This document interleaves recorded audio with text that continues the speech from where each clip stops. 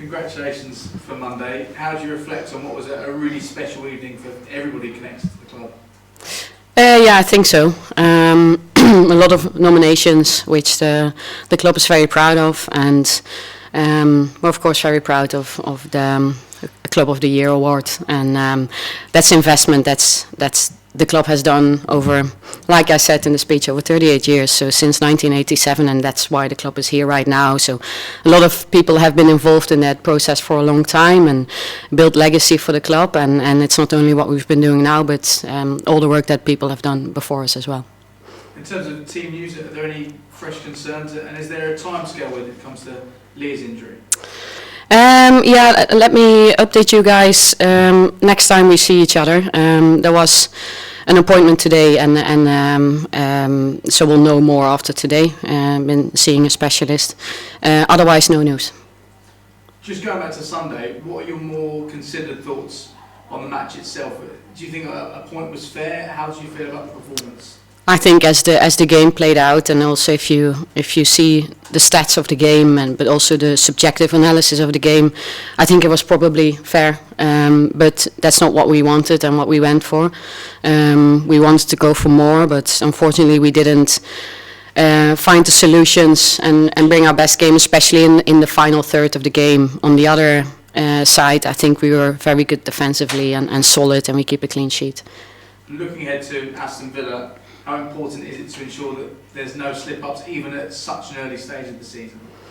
Yeah, no, very important, but it doesn't make a difference in that sense. We knew that going into this season we want to be consistently consistent, and we want to find ways, and we need to bring that in every single game. So that's no different, and but we know that we'll have to bring that on Saturday. We respect Aston Villa. Of course, we played a hard game away last year against Villa, so we know that we need to be on our best on Saturday. Sorry. Finally, for me, there's a Women in Football survey that was published today, which has found that almost 80% of women working in football have suffered discrimination in the last 12 months. What are your thoughts on that figure? Yeah, it's not what you want to hear, of course. I think there's still a lot of work that needs to be done, and I think we need to stay critical. Although there's been a lot of progress in that sense, we need to stay critical, and it's not always in the big things, it can be in the small things as well. So yeah, it's good to be aware of it, and all we can do is in our environment make sure that's in a good place. Thank you. Thank you. Yeah, hi Renee. After the West Ham game, you talked about how one of the reasons the team got the result, you said they stayed on top of everything throughout the whole game. And at the end of that quote, you said, we saw the Champions League run last season, but we also saw the games where we didn't do that. And I'm just wondering, I know you touched on it there, the Villa game last season, which I appreciate had a very, very different context, but what did you, ahead of this game on Saturday, what did you learn from that game, maybe in terms of preparation, but also, like I said to you on Sunday, like Man United, when I watched the game back, that ball went over the top again and again and again and again, and it pretty much never caused Arsenal any trouble. So tactically, it looks to me like, you know, maybe a bit more on top of that this season. Yeah. Well, yeah, that was a learning from last year, and it wasn't that we weren't working on it last year. I think teams found ways against us, and we need to bring the discipline, but that was really good, like I said. So the defensive organization, but that's also the organization behind the ball when you're attacking, is very important for us, and in many ways, in general, holistically, we were happy with that. And yeah, in preparation for that game, you go through different scenarios. We expected them to do something, and maybe they didn't fully do that thing that we expected them to do. But then still, it's on us to find the solutions. But that's what we always need to keep in the back of our heads, that we need to be versatile, flexible. We need to be able to change things, because we can expect teams to change things against us. And I wanted to ask a couple of questions about Jen and Iswanger.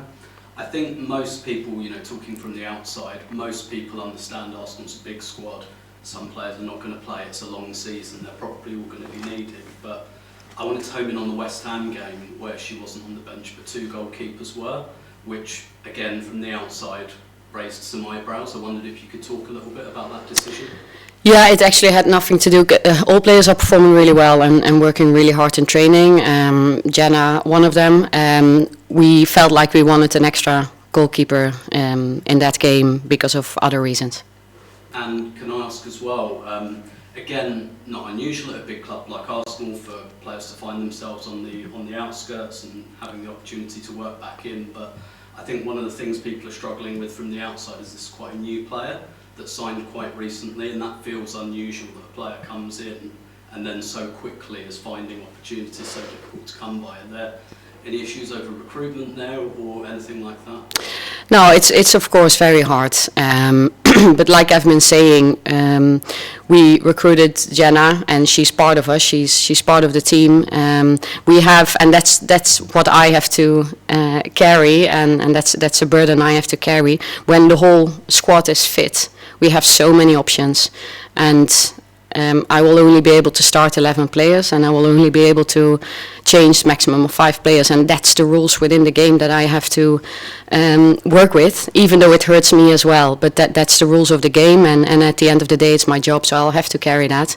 But not saying that I don't find that hard, that's part of the head coach role.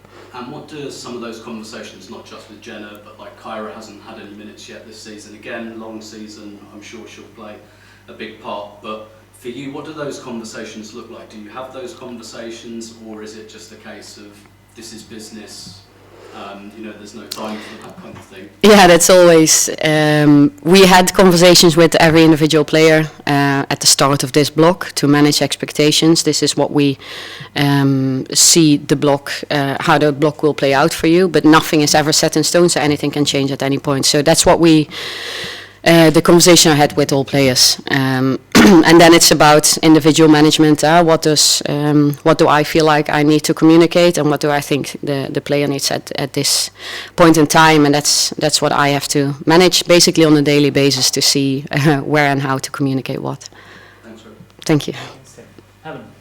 Hi Renee, congratulations on Monday, and well done on saying about boosting women's sports. That was great. That was really, really good.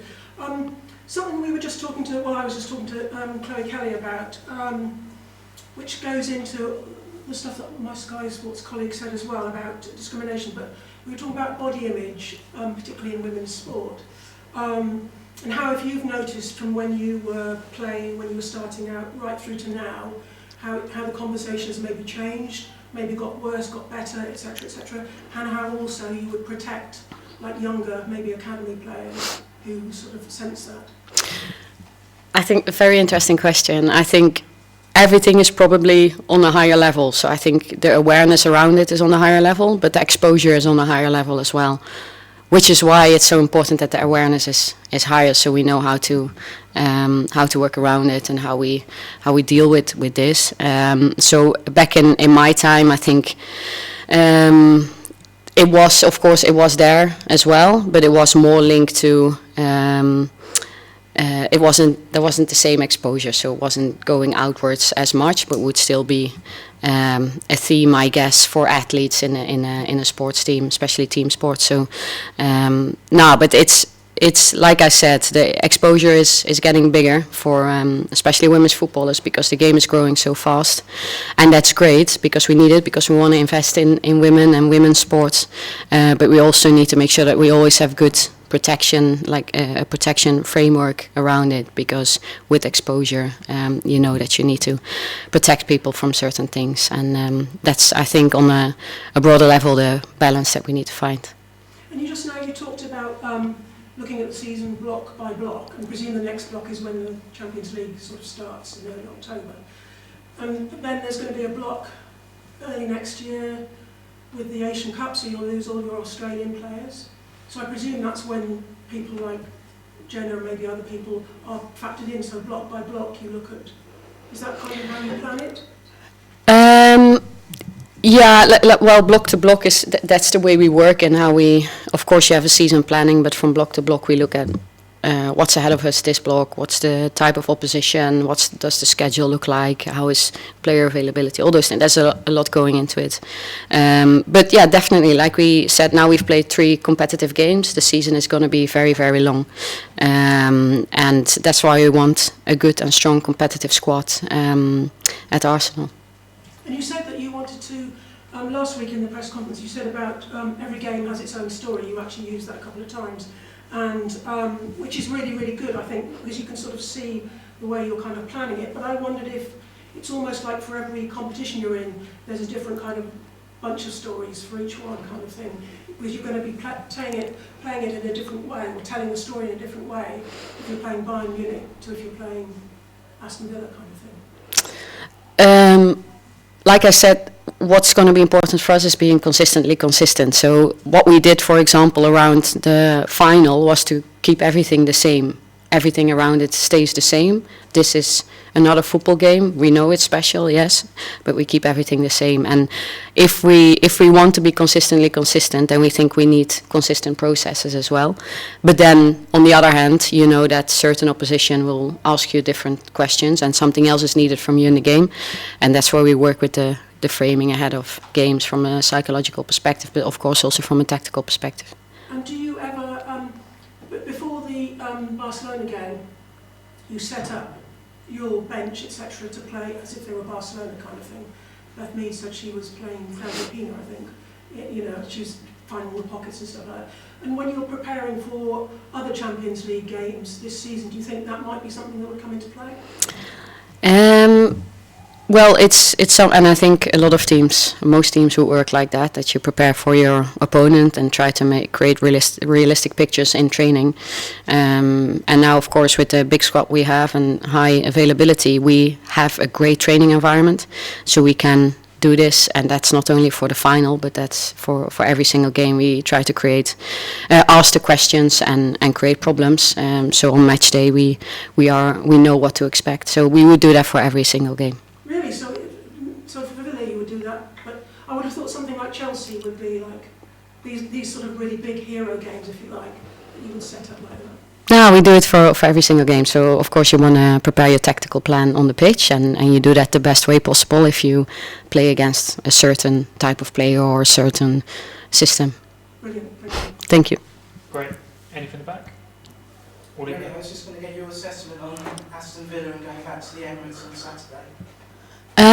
Yeah, so they played last night. I think a lot of learnings from our game last year, Villa away.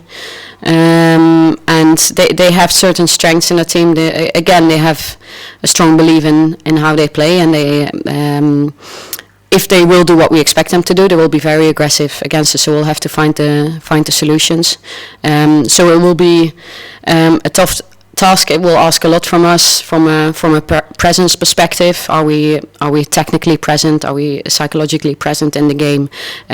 Because we expect to be under pressure, and we expect to having to find solutions against Villa on Saturday.